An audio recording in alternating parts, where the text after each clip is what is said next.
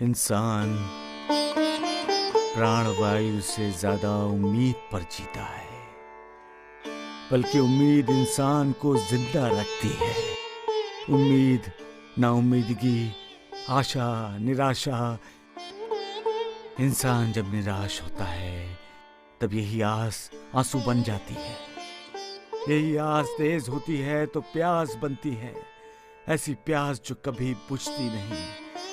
ऐसी प्यास का दूसरा नाम है महत्वाकांक्षा, जिससे कभी कभी इंसान का अधोपतन हो जाता है।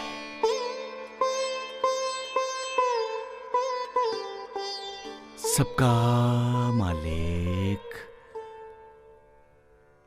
एक।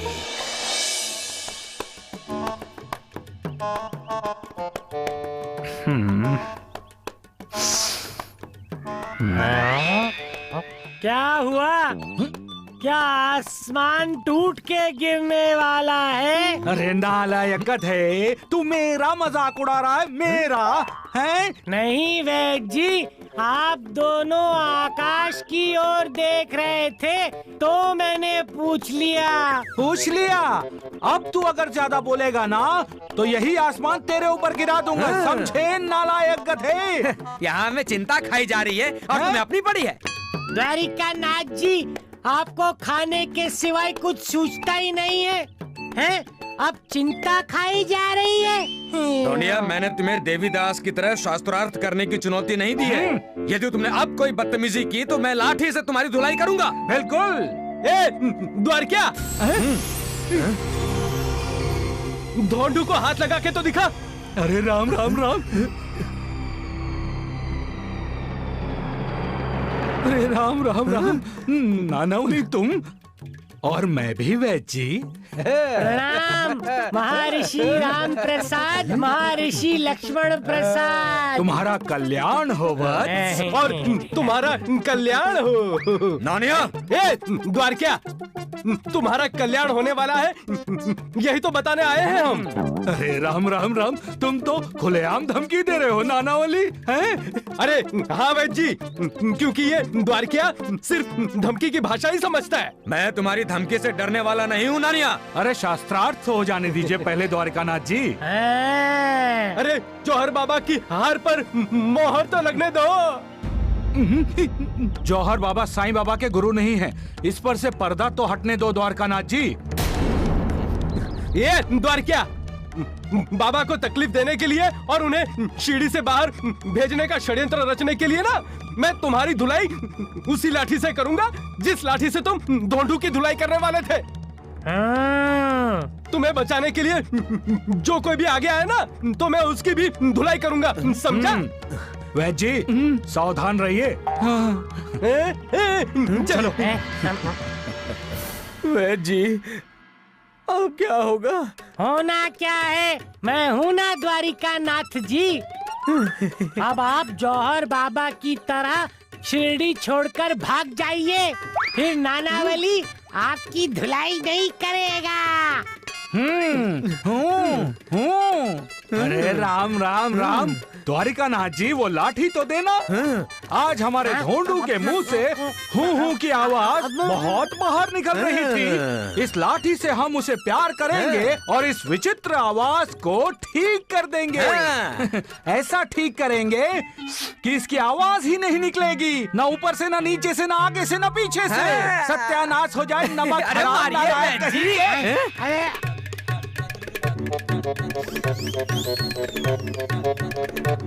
अरे अरे राम राम, आवाज है। अभी तुझे दिखाता हूँ, ये ले, हैं? अब निकलेगी आवाज, हैं? लगता है अरे ठहर, वाकई आसमान टूटने वाला है।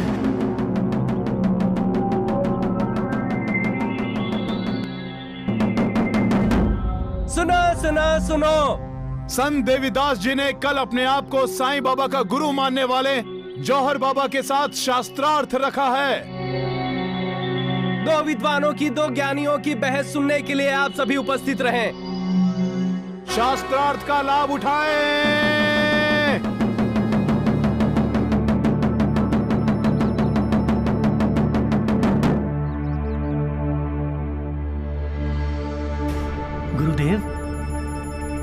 बहस का ऐलान हो रहा है। सुन रहा हूं मैं, कल बहस होगी। जानता हूं मैं। क्या अब भी आपका इरादा अटल है?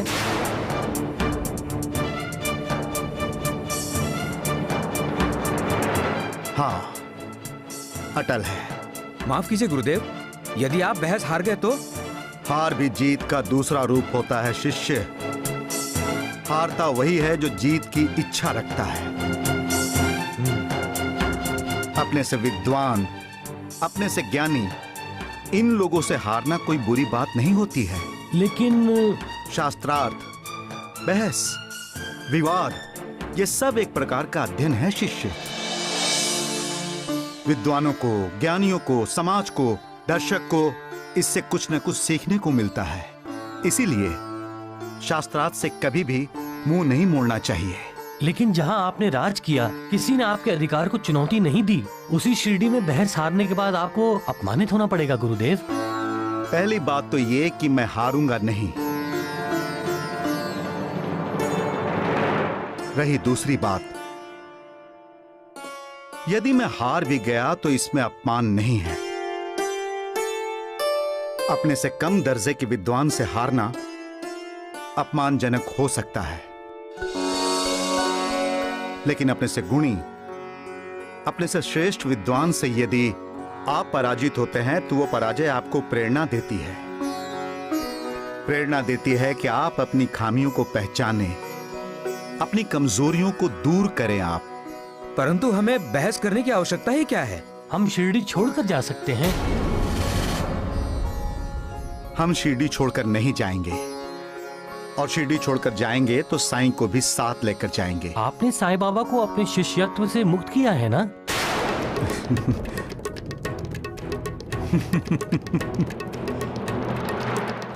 शास्त्रार्थ जीतने के बाद मैं साईं को अपना शिष्य बनाऊंगा और उसे अपने साथ शिरडी से बाहर लेकर जाऊंगा मैं। और यही शिरडी वालों के लिए मेरे अपमान का प्रतिशोध होगा। अपने आप को साधु समझने वाला साधु और मान अपमान, क्रोध, अहंकार जैसे विकारों के चक्र में फंसता रहा तो वो साधु कैसा? जिसके मन में प्रतिशोध की भावना जाग जाए वो संत कैसा? ज्ञान और विद्वता प्राप्त करना एक तपस्या ही तो है, परंतु ज्ञान और विद्वता के साथ यदि अहंकार ने भी इंसान के मन में प्रवेश कर लिया तो उस ज्ञान और विद्वता का समाज को क्या उपयोग होगा? इसलिए कहा जाता है विद्या विनय शोभते, मतलब विद्या और ज्ञान को विनय यानी नम्रता ही शोभा देता है। सबका मालिक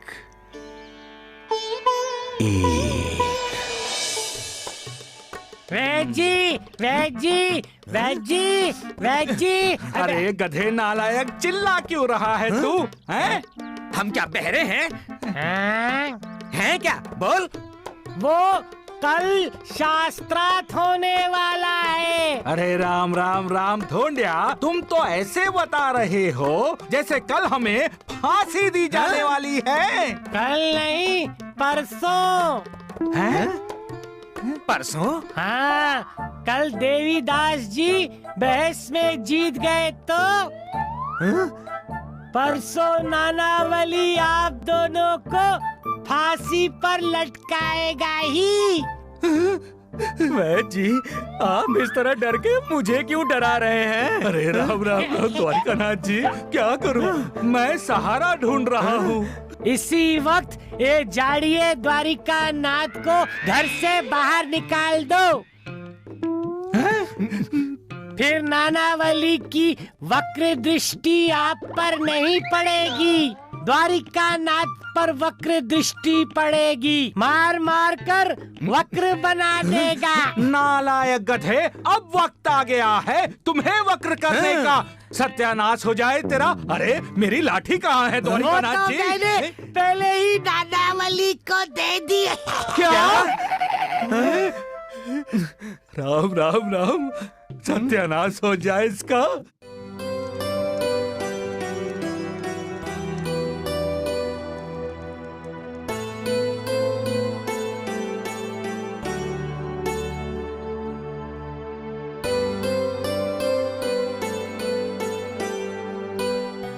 मेरे भगवंत को बिल्कुल ऐसी ही दाल पसंद है, बिल्कुल ऐसी।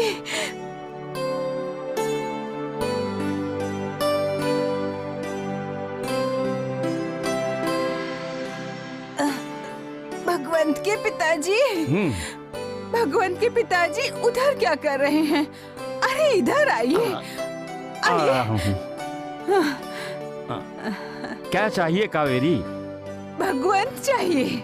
अरे मुझे मेरा बेटा भगवंत चाहिए। खाना तैयार है। शायद आप भूल गए हैं कि हमारा बेटा भगवंत आज यहाँ खाना खाने आने वाला है।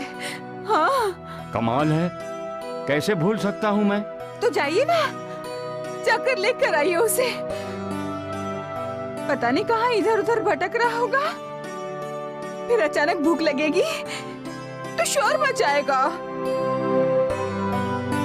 माँ, मुझे भूख लगी है, खाना दो ना। जाइए जाइए जाइए। अच्छा, मैं भगवंत को लेकर आता हूँ। हाँ, हाँ, हाँ।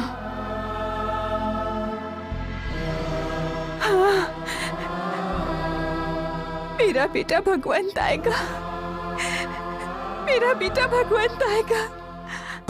उसके लिए साईं तेरा साईं सबका प्यारा, भवसागर से सबको साईं तारना, साईं बाबा, साईं बाबा, साईं बाबा, जय साईं बाबा।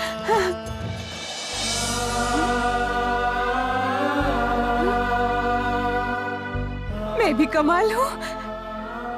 मैं इसकी प्रतीक्षा क्यों कर रही हूँ? क्यों ना मैं जाकर अपने हाथों से उसे खाना खिलाऊं? हाँ, मैं जाकर उसे खाना खिलाती हूँ। मैं जाकर अपने बेटे को खाना खिलाती हूँ। सुनो सुनो सुनो, दो विद्वानों की, दो ज्ञानियों की बहस सुनने के लिए आप सभी कल उपस्थित रहे। भगवान बेटा, बेटा कहाँ हो तुम? भगवंत,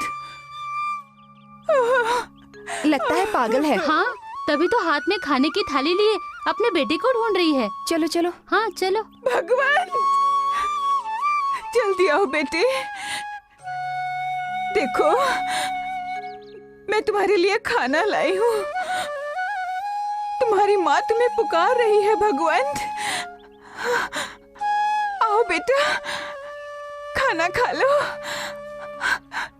कहाँ हो तुम भगवंत? कहाँ हो तुम भगवंत? भगवंत,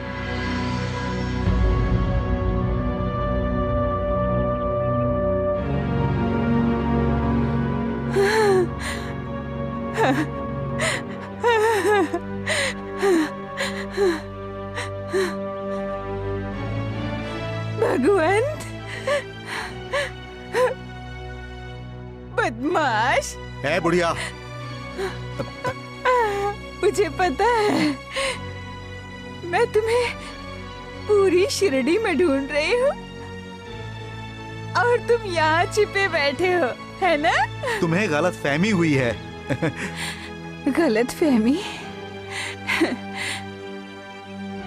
मैं तुम्हारी गलत फहमी तो दूर करने आई हूँ भगवंत। अपनी माँ पर अब भी गुस्सा है तुम्हें? माँ? कौन माँ? किसकी माँ? नाटक मत करो भगवंत। भगवंत? कौन भगवंत?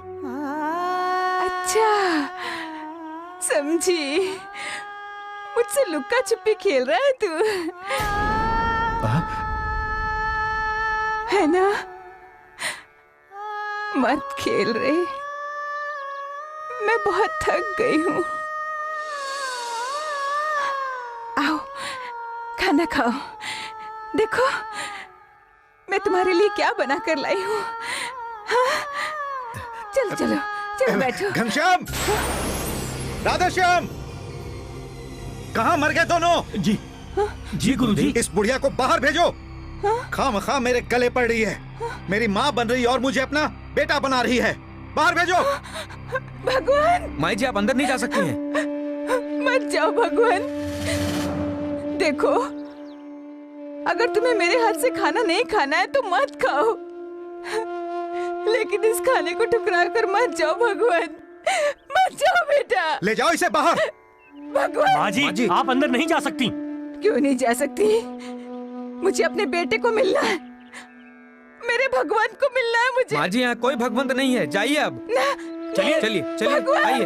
बेटा भगवान, चलिए यहाँ से। भगवान! शिरडी में तो पागलों की भरमार है। यहाँ एक नहीं अनेक तरह के पागल रहते हैं। भगवान!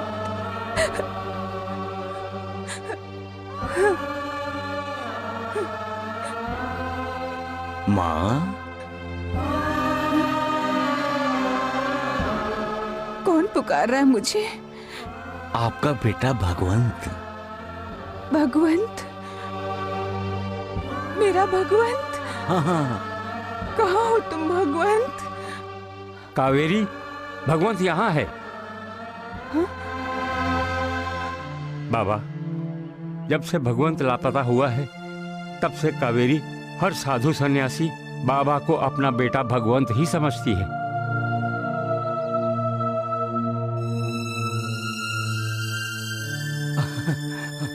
माँ, माँ, कुछ क्षण पहले तो तुमने मुझे माँ मानने से इनकार किया था ना भगवंत।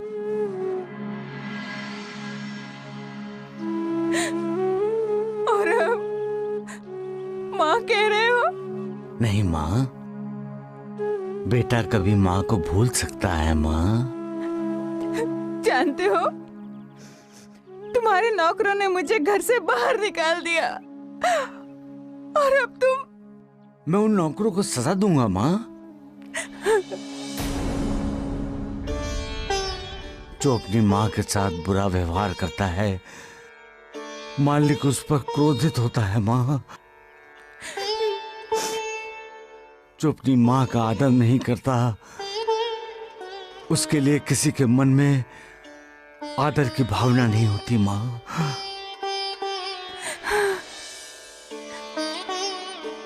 जो अपनी माँ के लिए दिल के दरवाजे बंद कर देता है उसके लिए कोई अपने दिल के दरवाजे नहीं खोलता माँ। वाह साईं वाह, खूबसूरत बोलने की कला तो कोई तुमसे सीखे और किसी के दिल को दुखाने की कला कोई आपसे सीखे। ए बुड्ढे,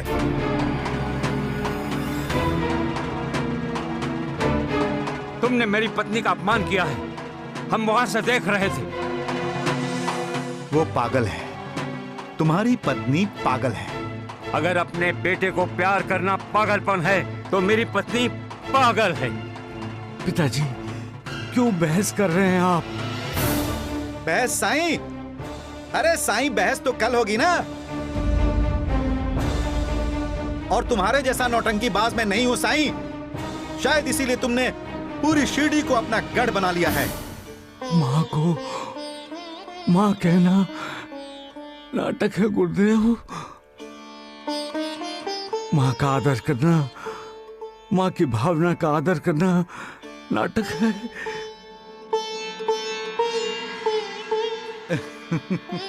माँ के लिए घर के दरवाजे नहीं दिल के दरवाजे खोल देना नाटक है। अगर ये सब नाटक है तो मालिक की भक्ति करना, मालिक की पूजा करना एक नाटक है गुरुदेव।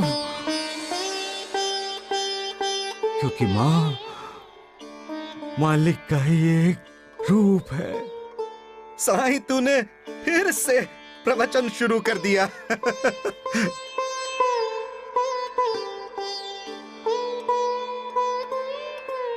माँ भूख लगी है मुझे। भगवंत को घर ले जाकर खिलाओ कावेरी। यहाँ खिलाओगी तो किसी की नजर लग जाएगी।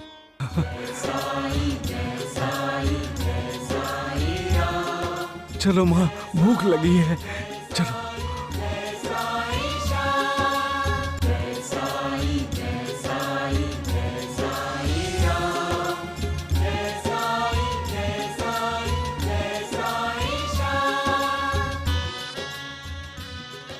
अम्मी जान, कल देवीदास जी जौहर के साथ बहस करेंगे।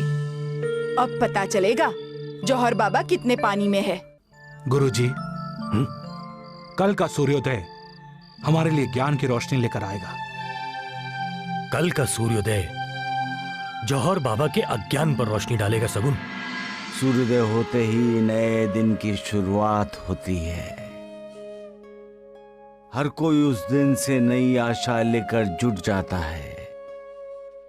हर कोई जीतना चाहता है। हर कोई कुछ ना कुछ पाना ही चाहता है। लेकिन हर किसी की झोली भरती है क्या? किसी की झोली खाली रहती है तो किसी की आधी भरी।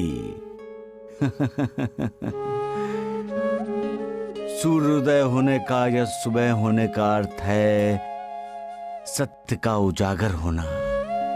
और जब सत्य का उजागर होता है तब झूठ का मुंह काला होता है।